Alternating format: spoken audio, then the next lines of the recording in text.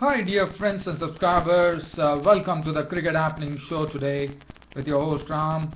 But in this Cricket Happening Show, the first thing that I'm going to talk about is some breaking news which is coming on the Australian Tour of India, and it is a somewhat an unusual news that's coming in. As you know, Australia have been finding it very difficult on this Tour of India. They have lost 2 test matches. The third test is starting between India and Australia at Mohali in Chandigarh on 14th of March. And what's really happened is there are 4 players who have been removed from the Australian team for the third test match at Mohali, and the names are Shane Watson, the vice captain of the team, James Pattinson, the pace bowler who bowled excellently against India, Mitchell Johnson, who has not had a game against India so far, and Usman Khwaja, who is knocking on the doors of Test cricket.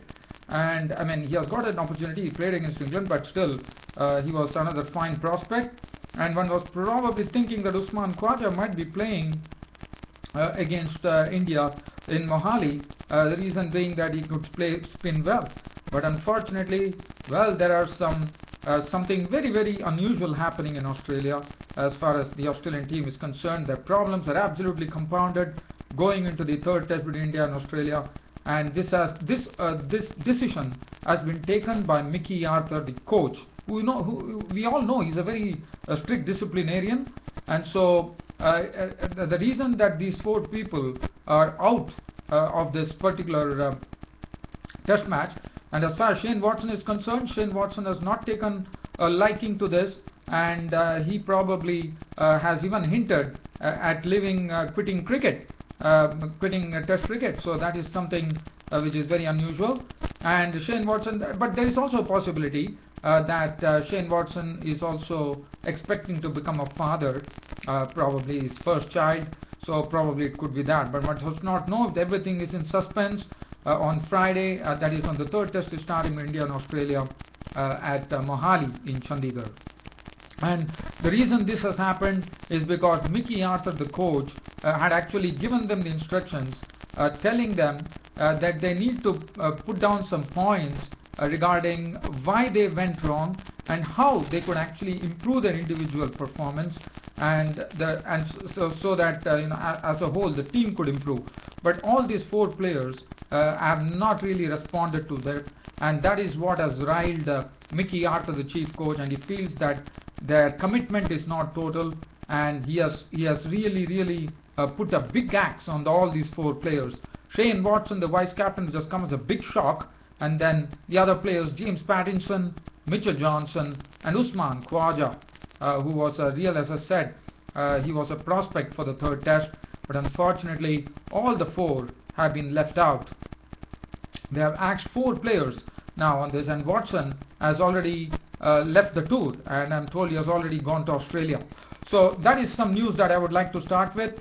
But after that, what I'm going to cover is I'm going to cover the 4 days play in the first test match in Bangladesh and Sri Lanka. As you know, lots of records tumbled yesterday with Mohammad Ashraful batting on 189, and everybody were waiting with bated breath to watch Mohammad Ashraful actually become the first double centurion in Bangladesh Test history. But unfortunately, that was not the case. In fact, yes, he was definitely out for 190 as he attempted a very wild stroke of the bowling of Ferhat, and he was caught for 190 with 24s and 1/6, thus becoming the highest individual scorer for Bangladesh in Test history. But everything was put into the shade by the captain Mushfiqur Rahim. Mushfiqur Rahim, the captain, had the company of Nasir Hossains, who went on to pick up a maiden century, 100 of 151 balls with 9 fours. He played aggressively, but Mushfiqur Rahim, the captain, he played superbly. What he did is he really took a leaf out of Mohammad Ashraful's book. And not only that, everyone in Bangladesh would have been pretty unhappy that Mohammad Ashraful missed upon a double century. But Mushfiqur Rahim saw to it that he didn't miss his double century, and thus becoming the first person, having the record and becoming the first person in Bangladesh Test history to score a double century. And then I will talk about the records. As far as the Mohammad Ashraful and Mushfiqur Rahim's partnership was concerned, it yielded 267 runs, and the first wicket to go was Mohammad Ashraful today when he was caught on the bowling of Herat for 190. But Mushfiqur Rahim went into another partnership mode this time for the sixth wicket, and this was with Nasir Hossains, who got his maiden one-day century. As you know, Nasir Hossains was getting a lot of 50s, as you know, against West Indies. When West Indies toured, he got a lot of 50s under his belt. But today, Nasir Hossains totally blossomed, gave tremendous support to Mushfiqur Rahim, and went on to make a maiden century of 151 balls with 9 fours. And that was a partnership of 106. And Mushfiqur Rahim became, as I said, the first person in the annals of Bangladesh Test history to become the first double centurion. And what a knock it was. In fact, 190 by Mohammad Ashraful, and Mushfiqur Rahim went on to make exactly 200 runs with 22 fours and 1 6. And what a knock from Mushfiqur Rahim. What a proud record, being the captain. And it's because of Mushfiqur Rahim's double century, Mohammad Ashraful's 190, and Nasir Hossains getting on to his maiden test century. Lots of records stumbled. One is Mushfiqur Rahim, the double centurion, the first double centurion in Bangladesh Test history. Second, Nasir Hossains getting his maiden century. Third, Ashraful becoming Ashraful lost that opportunity now. And Mushfiqur Rahim not only has become the double centurion, but also become the highest individual scorer as far as individual scores are concerned in Bangladesh Test history. And congratulations to Mushfiqur Rahim, the captain. He deserved it, totally deserved it. He has been a very good captain. He has been getting good support from all his teammates. And today, he himself led by example with that stamp of class, with that 200 to his name. Now, one thing that I would like to tell here, as I said, there were a lot of records broken. The other record that was broken was Bangladesh has never ever touched 600 in their Bangladesh Test history, and the highest that they have done is 556 runs, which was done when West Indies toured toured Bangladesh last year. But this time Bangladesh really went big, and they put up their first 600 plus score in Test history by being 638 all out. Now after that, Sohaib Ghazi, he made 21 with 2 fours. Abul Hassan, he was the first Test debutant from Bangladesh to make a Test century, and that was against the mighty West Indies. And Abul Hassan today was unbeaten, was not out on 16 with 1 4. Ilyas Sani was out for duck. Shahzad Hussain left for 13. And Bangladesh, in reply to Sri Lanka's 574 replied with lots of, I would say, it was not only a firm reply, but a real repost to Sri Lanka's 574, led by Mohammad Ashraful, Mushfiqur Rahim and Nasir Hossains. Bangladesh scoring their first ever 600 plus in Test history, 638 all out. Bowling figures: the wickets were shared by Kulashekara, 27 overs, 3 maidens, 2 for 94. Iranga 34 4, 122 runs and 2 wickets. Rangana Herat 62 overs, 11 maidens, 161 runs and 2 wickets. Mendes 36 overs, 3 maidens, 152 runs and 2 wickets. 2 wickets for Tilakatne Dilshan, 26 overs, 5 maidens, 275. Angela Matthews 9 overs, 2 maidens, none for 18. And Thirimani 2 overs, no maiden, none for 13. So it was another day of records for Bangladesh here. And as far as Sri Lanka were concerned, at close of play on the 4th day of this first Test match between Bangladesh and Sri Lanka, which is probably heading towards a draw, with Sri Lanka finishing at close of play on 116 for 1. The first wicket to go was Dimum Karnaratne, who was caught by Abu Hassan off the bowling of Shahzad Hossain for 3, who gave them the breakthrough. And after that, there was no luck for the Bangladeshi bowlers.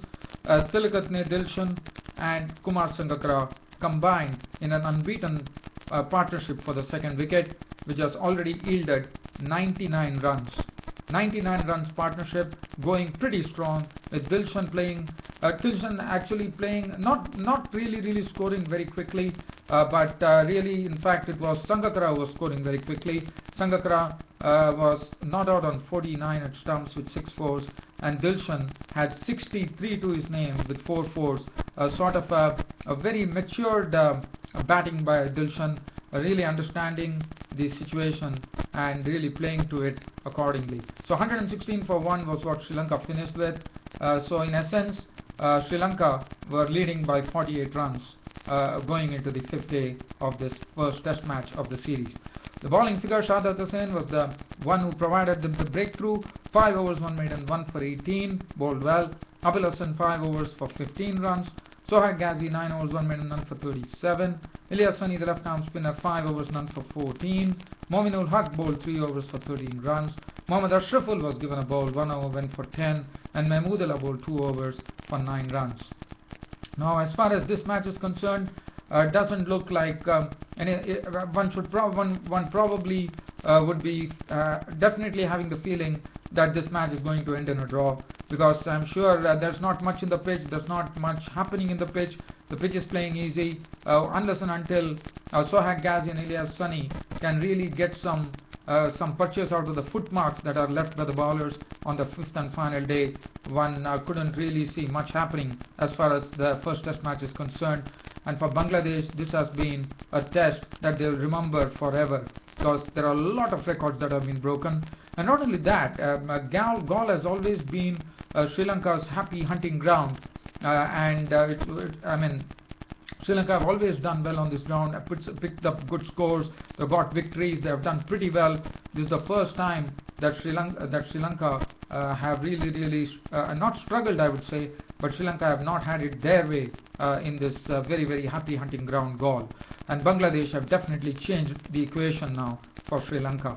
And well, I can only say that the match is looking to be a mere formality. It should definitely end in a draw. There's no doubt about that, unless tomorrow the spinners or Bangladesh can really bring up some brilliant performance by bowling out Sri Lanka and then trying to knock off the remaining runs. That would be a great match, but well, I don't think that those things are going to happen. But for Bangladesh, well, this has been a sort of a moral victory for them in this first test match against Sri Lanka. The other thing, this is the first time, another record is that Bangladesh, this is the first time that they have got the lead on Sri Lanka. After playing 13 tests, Bangladesh have never got a first innings lead over Sri Lanka, and this is the first time in their test history that they have taken the lead against Sri Lanka. So that is another record which is coming in. So as I said, this first test match for Bangladesh would be remembered for all the records that have been broken. Well, so let me just shift from here and let's cast a look at the Australia. As I said, that was the news which I started off with Shane Watson returning back to Australia, and the other players being James Pattinson, Mitchell Johnson and Usman Khwaja, who have been removed from the test match which is being selected for Mohali. So Australia are having some limited options, but Mickey Arthur, the chief coach, has taken some hard decisions here, but how that is going to really affect the Australian team's morale would be known when they take on India in Mohali in Chandigarh on 14th of March. But whatever has happened is not good, but well, probably that is the way Mickey Arthur, the chief coach, actually brings in discipline. As you know, the Mickey Arthur, the coach, he has been a coach of South Africa too, and he was really he was really ruling over there, and South Africa's success was markedly due to Mickey Arthur's strict disciplinarian approach.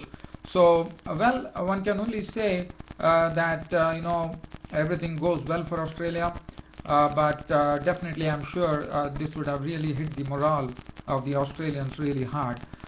Anyways, we are all waiting for the 14th March test match. That is the third test match to start between India and Australia. And for Australia, keeping in view that even if they draw the series, if they could actually draw the series against India, like winning the remaining 2 matches, which is again pretty impossible considering the fact that these things have happened, they will still retain the Border Gavaskar trophy. So for India, it is very essential that they don't allow Australia to have a foot in the door and try to win the third test match too in Mohali in Chandigarh. But Mohali in Chandigarh is going to be a different kettle of fish.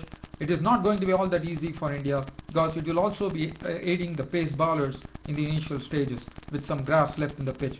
Unless and until the grass is being plucked out and the spinners are told to be in operation.